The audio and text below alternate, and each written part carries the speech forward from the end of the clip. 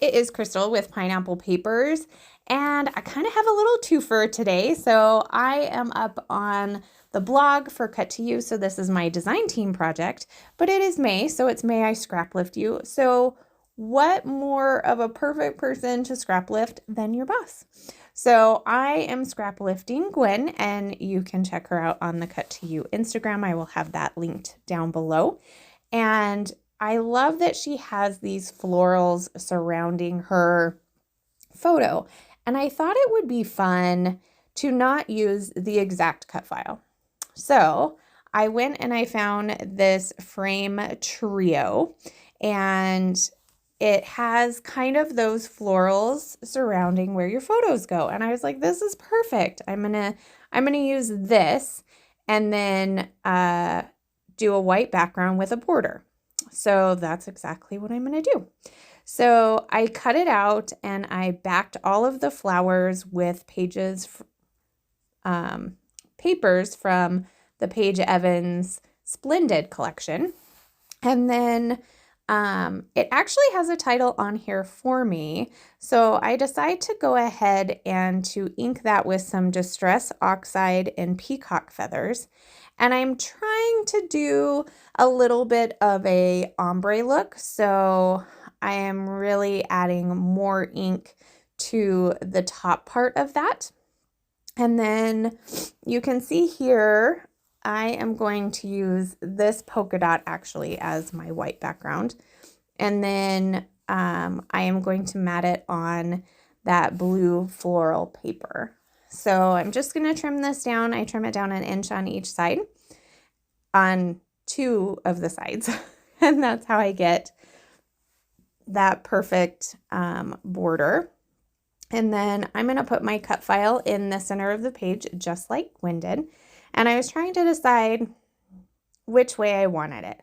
So I really liked the loved going up and down the side versus being on top.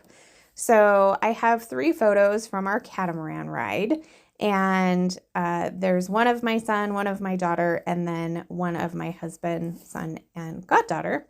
And so I'm going to put the 3 of them in the center, and then my kids on the top and bottom. So this is how I apply my photos. I just add some glue to the background, and then I trim around all of them. So no real science in that. So I have them all trimmed down, and now I am going to start working on some embellishing. So I'm going to start with that tag, and I was kind of thinking she had a tag, but she didn't. And then I'm going to add this cute little envelope down here. And I'm looking at a couple of these little tabs. I don't end up using any of those, but I do get a cute little bee, chipboard bee over there. And I think about adding the big bee as well, but it's just too big. It's too big for me.